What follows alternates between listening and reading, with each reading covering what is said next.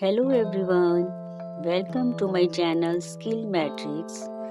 Today's topic is long questions on matrices and determinants pre-board oblique CBSE PYQs. So the first question, which is of 5 marks, is if A is this matrix, then find A inverse and use it to solve the following system of equations.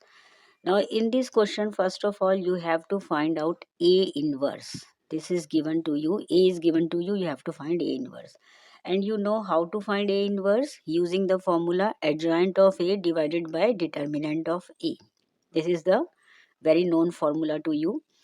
So, इसके लिए हम सबसे पहले adjoint of ए निकालेंगे. तो ये मैंने adjoint of ए यहाँ निकाल कर रख दिया है. एडजॉइंट निकालने के लिए आपको माइनर कोफैक्टर्स निकालने आने चाहिए और ट्रांसपोज लेना आना चाहिए. तो ये मैंने अपनी लाइव क्लासेस के दौरान how to find minors cofactors adjoint ये निकालना सिखाया हुआ है. तो आप मेरी वीडियोस चैनल पे जाकर लाइव वीडियोस जो सेव्ड है वो देख सकते हैं, जहाँ से आपको ये एडजॉइंट निकालना आ जाएगा अगर आपको नहीं आता तो मैंने ये एडजॉइंट निकाल कर यहाँ रख लिया. Adjoint is again a matrix. तो एडजॉइंट मैट्रिक्स हमारा निकल गया है. Then we will find the determinant. Determinant you all know how to find. You can expand along any row or column. Suppose हम फर्स्ट रो में expand करते हैं तो आपको आता है. डिटर्मिनेंट निकालना भी मैंने सिखाया हुआ है, ये आपको आता भी होगा. तो ये मैंने डिटर्मिनेंट यहाँ निकाल लिया है. ठीक है. इस क्वेश्चन में मेन क्या है वो मैं आपको बताने वाली हूँ, इसीलिए मैंने इस क्वेश्चन को सॉल्व कर लिया है ताकि हमारे पास कैलकुलेशन के समय टाइम ज़्यादा ना लगे और हम ज़्यादा से ज़्यादा डिस्कस कर सकें जो मेन पॉइंट्स डिस्कस करने हैं. तो हमने इसमें एडजॉइंट निकाल लिया है, डिटर्मिनेंट निकाल लिया है. अब जब डिटर्मिनेंट जो है वो नॉट इक्वल टू ज़ीरो आता है तो ये आपको पता ही है कि ये नॉन सिंगुलर है. इसका मतलब इन्वर्स एग्जिस्ट करता है. तो इन्वर्स एग्जिस्ट करता है तो वो हम यहाँ लिख देते हैं, लेकिन हमसे इन्वर्स पूछा है तो इसका मतलब एग्जिस्ट करता ही है और हमने चेक भी कर लिया है. Then we use the formula adjoint of A divided by determinant of A. तो ये हमने यूज़ करके इसको इस फॉर्म में निकाल लिया है. अभी आप -1/3 को बाहर रख सकते हो एज ए स्केलर, क्योंकि अभी हमें आगे भी काम करना है. तो ये हमारा ए इनवर्स निकल गया. अब क्या करना है, अब इसमें क्लियरली लिखा है and use it to solve the following system of equations. अब ये एक नेक्स्ट क्वेश्चन दे दिया है.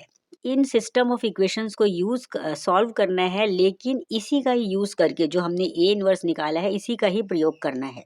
तो सबसे पहले तो आपको ये पता होगा कि जब हमें ये सिस्टम ऑफ इक्वेशंस गिवन होती हैं तो हम इसे मैट्रिक्स फॉर्म में लिखते हैं. नॉर्मली हम इसको AX इक्वल टू बी फॉर्मूले में लिखते हैं जो NCERT में भी है. यहाँ पर ए और बी एक अल्फ़ाबेट्स हैं जो मैट्रिक्स को के नोटेशन के लिए हैं.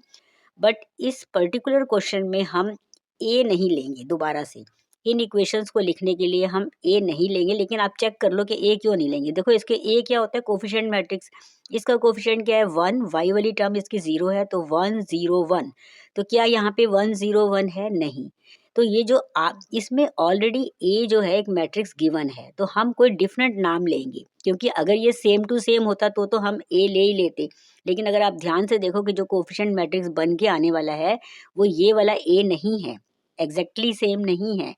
तो हम क्या करेंगे, अभी के लिए हम इसको डिफरेंट नाम डिफरेंट नोटेशन यूज कर लेते हैं. Suppose P X equal to Q. So the given equation can be express in the form P X equal to Q instead of A X equal to B. यहाँ पे हम different नाम ले रहे हैं P X equal to Q, where P is what, again the coefficient matrix. अब coefficient में यहाँ वाई वाली टर्म जीरो, वाई वाली टर्म है ही नहीं तो उसका कोफिशिएंट 0 हो जाएगा. तो ये मैंने कोफिशिएंट मैट्रिक्स लिख लिया. एक्स क्या होता है सबको पता है, ये वेरिएबल मैट्रिक्स है. एक्स वाई जेड 3 वेरिएबल है. And what about Q, Q जो है ये कांस्टेंट मैट्रिक्स होता है. तो इसको लिखने से पहले स्टैंडर्ड फॉर्म में लिखना होता है. ये पता ही होगा कि हमें इक्वल टू में यहाँ कांस्टेंट आने चाहिए.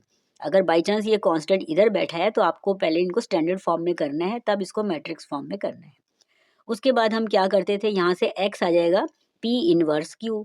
तो अब क्या होगा, अगर आप यहाँ ध्यान नहीं देंगे तो आप सोचेंगे अब हम p इनवर्स निकाल लेते हैं जल्दी जल्दी में भी, या फिर वैसे भी आप, क्योंकि नॉर्मली जब हम ये इक्वेशन सॉल्व करते हैं तो जो भी यहाँ मैट्रिक्स होता है उसका हम इन्वर्स निकालते हैं.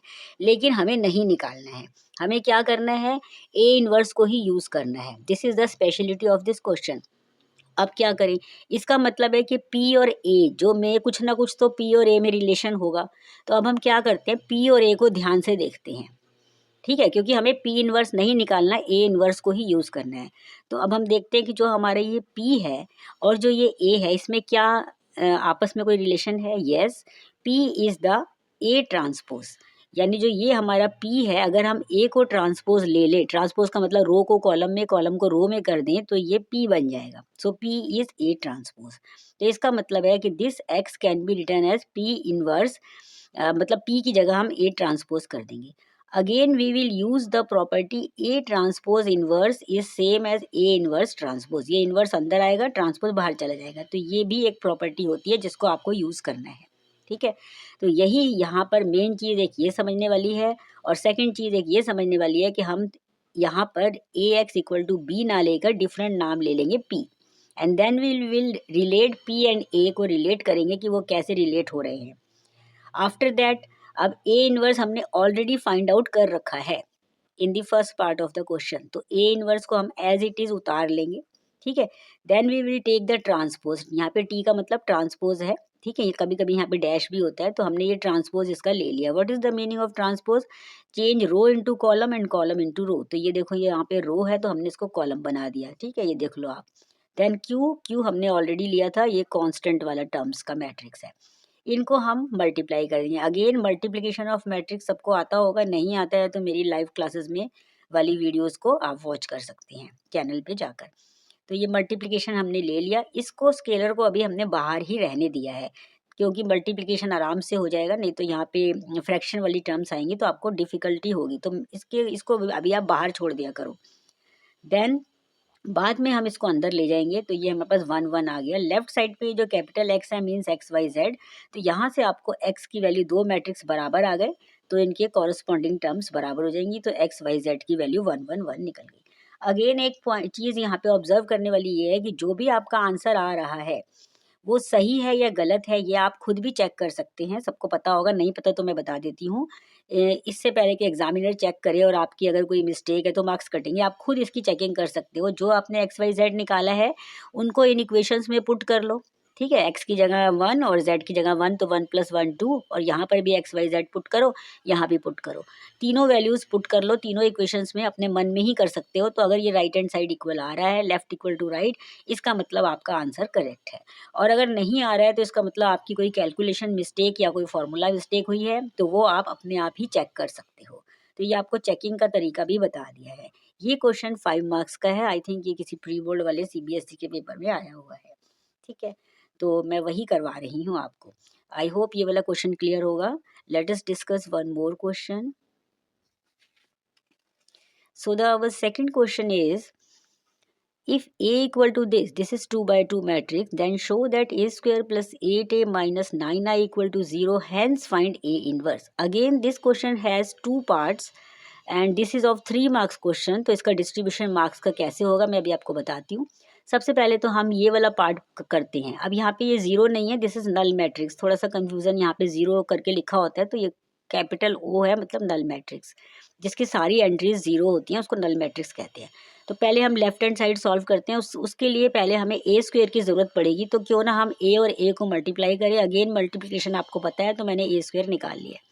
देन हम लेफ्ट हैंड साइड वाला एक्सप्रेशन लेते हैं, और यहाँ A स्क्वायर की वैल्यू 8, A आपके पास है minus 9I। I is the identity matrix. अब आपको देखना है कि किस ऑर्डर का आइडेंटिटी मैट्रिक्स लेना है, क्योंकि सारे यहाँ पर 2 by 2 के हैं, तो आपको 2 by 2 का आइडेंटिटी मैट्रिक्स लेना है। आइडेंटिटी मैट्रिक्स क्या होता है, टाइप्स ऑफ मैट्रिसेस, सब मैंने अपने लाइव वीडियोस में दिखा रखे हैं। चैनल पे विजिट करके वहाँ पे सारा डिस्कस किया है, वो आप देख सकते हैं।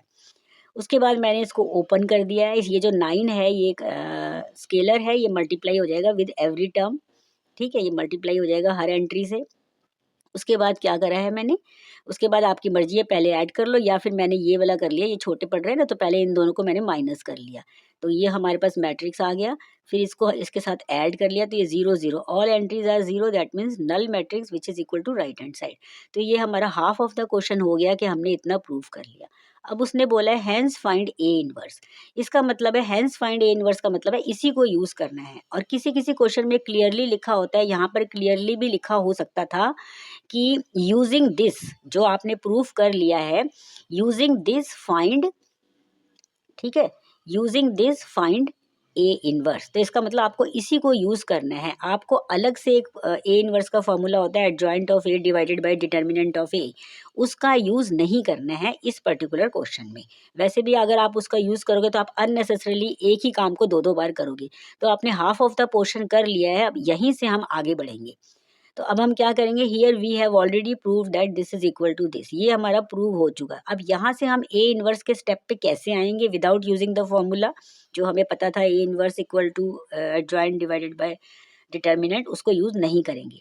तो क्या करेंगे फिर, अब हमारे पास कुछ प्रॉपर्टीज होती हैं, प्री मल्टीप्लाई या पोस्ट मल्टीप्लाई बोथ साइड। तो मैं प्री मल्टीप्लाई कर रही हूँ ए इनवर्स से दोनों एक्सप्रेशंस को लेफ्ट राइट पे। प्री का मतलब आगे की तरफ लिखेंगे, पोस्ट मतलब पीछे। तो आप पोस्ट भी कर सकते थे, इसमें आप दोनों में से कोई सा भी कर सकते हो। तो मैंने प्री मल्टीप्लाई कर लिया, ब्रैकेट के फ्रंट में लिख लिया। अब किसी भी नल मैट्रिक्स को जब आप किसी भी मैट्रिक्स से मल्टीप्लाई करोगे तो नल मैट्रिक्स ही आएगा, that means zero matrix, zero नहीं जीरो मैट्रिक्स यानी नल, ठीक है, नल मैट्रिक्स रहेगा राइट साइड पे। अब what about left side, A square means A into A, ठीक है, बाकी मैंने ऐसे लिख लिया। फिर इसकी ब्रैकेट को ओपन करा, ये सबको पता होगा। Then we will use the property A inverse A equal to I, तो इसकी जगह आई आ गया, ठीक है। A inverse A is again I and A inverse I is the identity matrix. Identity matrix वो होता है जो किसी की आइडेंटिटी को सेम टू सेम रखता है, यानी जब हम किसी भी मैट्रिक्स को आई से मल्टीप्लाई करते हैं तो वो वापस वही का वही आ जाता है। जैसे कि हम किसी भी नंबर को जब 1 से मल्टीप्लाई करते हैं, जैसे 2 इंटू 1 वापस 2 आ गया, इसी तरह से किसी भी मैट्रिक्स को जब हम आई मैट्रिक्स से मल्टीप्लाई करते हैं तो वापस मैट्रिक्स आ जाता है। तो इसका मतलब यहाँ पर ये आई आ जाएगा, और ये 9 को हमने आगे रख लिया था, 8 को भी इधर कर दिया था। अगेन आई इंटू ए, फिर वही किसी भी मैट्रिक्स को जब हम आई से मल्टीप्लाई करते हैं तो वापस वही मैट्रिक्स आ जाता है। तो इतना हमारे पास आ गया, इसको मैं राइट साइड पर ले गई। जब हम इसको नल मैट्रिक्स के साथ ऐड करेंगे तो कोई फर्क नहीं पड़ेगा, नल मैट्रिक्स गायब हो जाएगा क्योंकि उसकी एंट्री 0 है, तो वही का वही रहेगा। अगेन तो that means this expression is equal to this one. अब हम यहाँ पे ए की जो हमें गिवन था क्वेश्चन में मैट्रिक्स, उसकी वैल्यू हम यहाँ पुट कर देंगे। 8 हमारे पास स्केलर है आउटसाइड, आई हमें पता है 2/2 का आइडेंटिटी मैट्रिक्स, जो हमें पता होता है कैसे लिखते हैं, ठीक है।